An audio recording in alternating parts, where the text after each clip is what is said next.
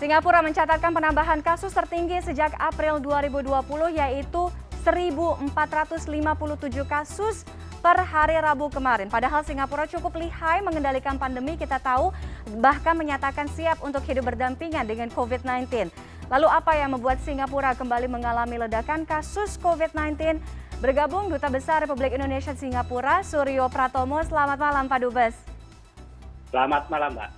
Terima kasih Pak Dubes sudah meluangkan waktu. Kita tahu Singapura, Pak Dubes, salah satu negara yang cukup berhasil mengendalikan pandemi. Sehingga untuk wilayah Asia, khususnya di Asia Tenggara, salah satu negara yang dijadikan panutan.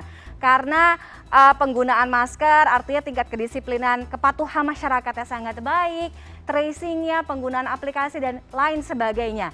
Tapi kita dikejutkan dengan kabar beberapa waktu belakangan, angka COVID atau kasusnya ini naik bahkan paling tinggi semenjak April 2020. Apa yang terjadi di Singapura? Ya, memang varian Delta itu sejak awal diketahui tingkat penularannya sangat cepat dan kemudian itu yang dihadapi oleh Singapura. Awalnya Singapura memperkirakan penularan itu angkanya hanya di angka sekitar 200, 100 atau 200 orang. Tetapi sejak 23 Agustus angkanya itu meningkat mulai ratusan, bahkan dalam 4 dari 5 hari terakhir itu di atas 1.000. Ini yang membuat dan membuka kesadaran bahwa sekali lagi memang varian Delta ini varian yang sangat menular sangat cepat. Oke, artinya memang varian Delta tidak terprediksi sehingga memang ini yang menyebabkan angka atau kasusnya mengalami lonjakan. Begitu juga dengan Vaskes yang ada di sana ya Pak Dubes. Kabarnya memang Vaskes cukup kewalahan rumah sakit ini untuk menangani pasien. Ya, itu mungkin beritanya terlalu berlebihan. Kemarin juga saya beberapa kali ditanya, sampai katanya UGD tidak cukup, kemudian ICU juga penuh. Saya ingin sampaikan di Singapura itu jumlah bed yang ada itu sekitar 15.600. Kemudian jumlah yang agak sakitnya agak berat, ganggu pernafasan itu sekitar 160. Yang masuk di ICU itu hanya 19 orang dari kapasitas ICU mereka 1.000. Tetapi memang bagi Singapura jumlah 1.000 itu sudah cukup besar. Karena itu yang dilakukan oleh pemerintah Singapura sekarang ini, jangan panik. Kemudian orang toh sudah divaksinasi, fakta atau data-data yang ada di Singapura, orang yang meninggal itu adalah mereka yang belum divaksinasi. Dalam 2 minggu terakhir ada 4 orang yang meninggal, mereka adalah para lansia mempunyai komorbid dan belum divaksinasi. Karena itu yang dilakukan pemerintah Singapura, pertama kepada lansia untuk menjalani vaksinasi. Yang kedua adalah orang sekarang diminta untuk melakukan tes di rumah. Kalau kondisinya hanya mild, tidak perlu ke rumah sakit karena itu membuat rumah sakit menjadi tenaga kesehatan menjadi kelelahan. Karena itu isolasi mandiri di rumah bagi mereka yang punya kamar khusus. Tetapi kalau tidak punya kamar khusus, mereka boleh dirawat di rumah sakit. Memang pada tanggal 5 September angka yang dirawat di rumah sakit, tapi kondisinya light, cukup tinggi, bed occupancy ratio-nya pernah sampai rata-rata 80%, tapi kemudian karena untuk isoman di rumah angkanya kemudian menurun kembali. Intinya yang dilakukan oleh Singapura adalah jangan sampai kemudian semua orang hanya karena panik, merasa kemudian ada gejala, minta dirawat di rumah sakit. Itu yang sebetulnya pendekatan yang dilakukan oleh pemerintah Singapura. Oke, selain tadi pendekatan yang Pak Dubes sampaikan, menghadapi kenaikan atau lonjakan angka COVID-19 yang sekarang, bagaimana dan apa yang dilakukan oleh Singapura? Kita tahu bahwa Singapura adalah negara yang cukup ketat untuk hal pembatasan. Apakah ini juga berdampak pembatasan di beberapa sektor atau mungkin juga pembatasan orang-orang yang masuk ke dalam Singapura itu sendiri? Kan salah satunya memang kegiatan sekolah tatap muka dihentikan untuk sementara waktu. Jadi siswa kembali belajar di rumah begitu.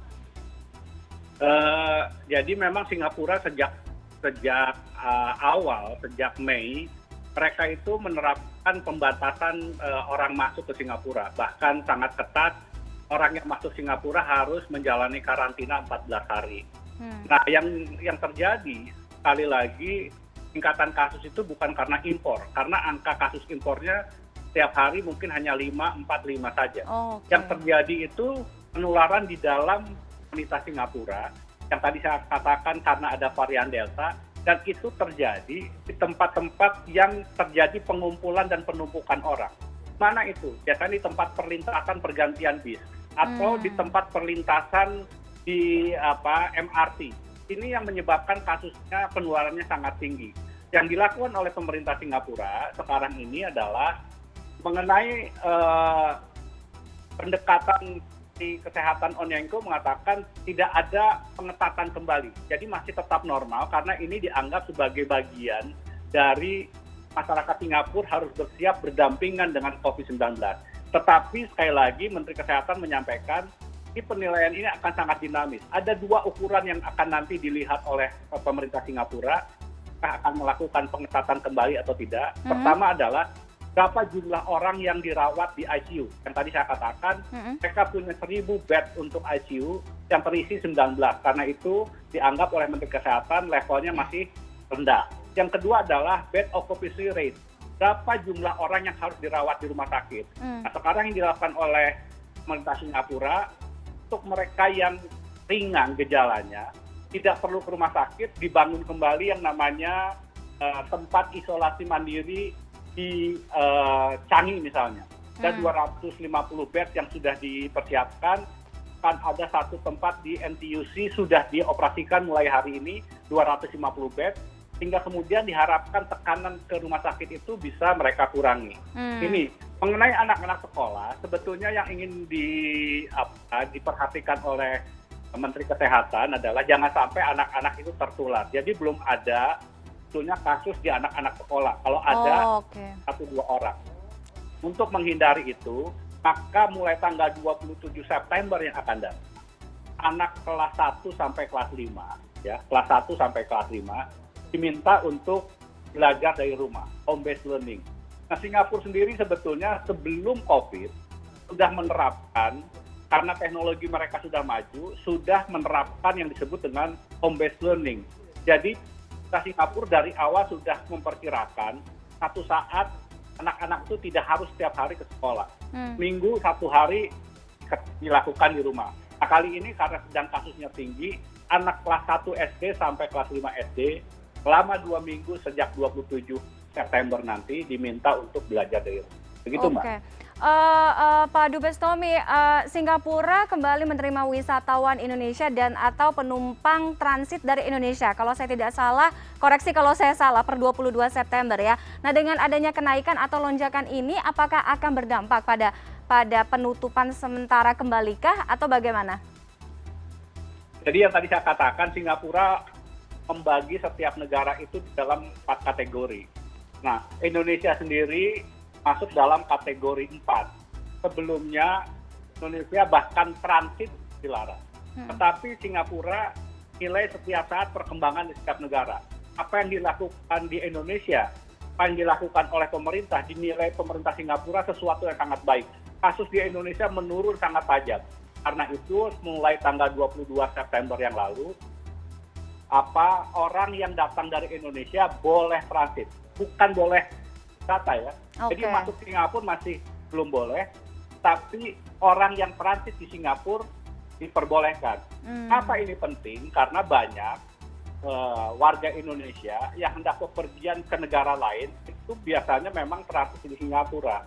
Nah, kemarin selama lebih dari 2 bulan mereka itu harus terbang ke Doha, terbang ke Dubai atau terbang ke Tokyo, tidak bisa transit di Singapura. Tanggal 22 September warga negara Indonesia perkenankan untuk transit di Singapura, tetapi untuk masuk Singapura tetap belum diperbolehkan. Oke, Pak Dubes Tommy, sebelumnya kita tahu bahwa Singapura menyatakan kesiapannya untuk hidup berdampingan dengan COVID-19 dan untuk menuju ke arah tersebut pun banyak hal yang dilakukan seperti misalnya capaian vaksinasi di sana yang terus dikejar, bahkan sekarang sudah lebih dari 80%, 82% kalau saya tidak salah.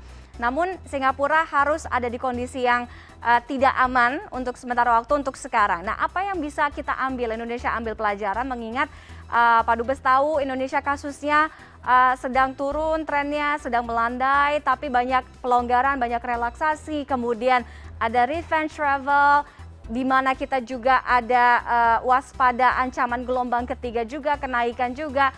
Apa yang bisa dibagikan, Pak Dubes?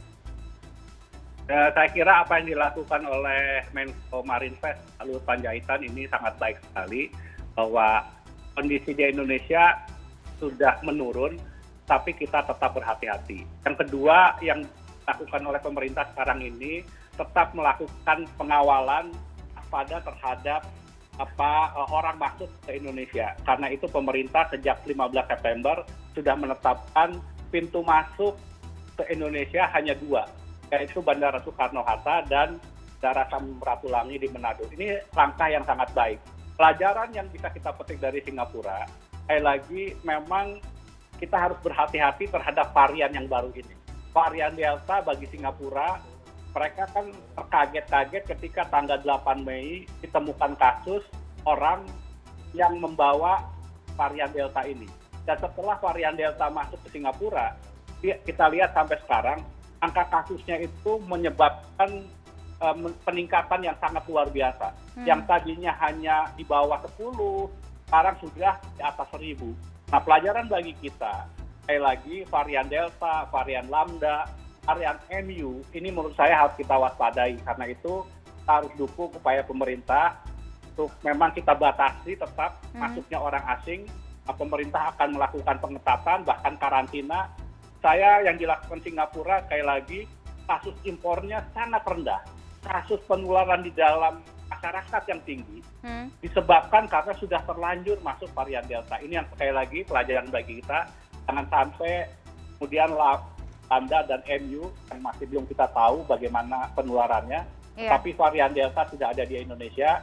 Tapi sekali lagi, alhamdulillah kita bisa mengendalikan. Mudah-mudahan seluruh warga tetap disiplin menerapkan protokol kesehatan, karena itulah kunci paling utama untuk menghindari tertular. Dan yang terakhir adalah vaksinasi. Pemerintah yang mengencarkan vaksinasi, menurut saya ini adalah langkah yang paling benar.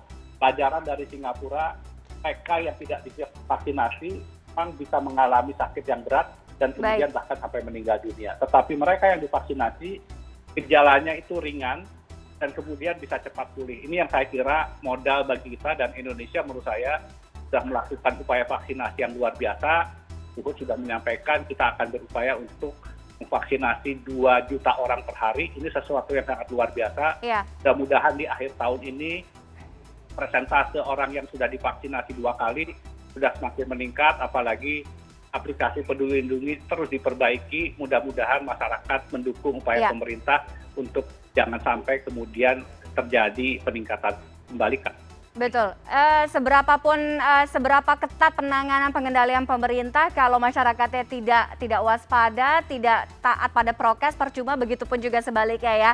Mudah-mudahan kondisi Singapura berangsur aman, berangsur kembali normal ya. Terima kasih Pak Dubes Suryo Pratomo sudah bergabung dengan CNN Indonesia Connected malam hari ini. Selamat malam, sehat selalu Pak. Baik, terima kasih.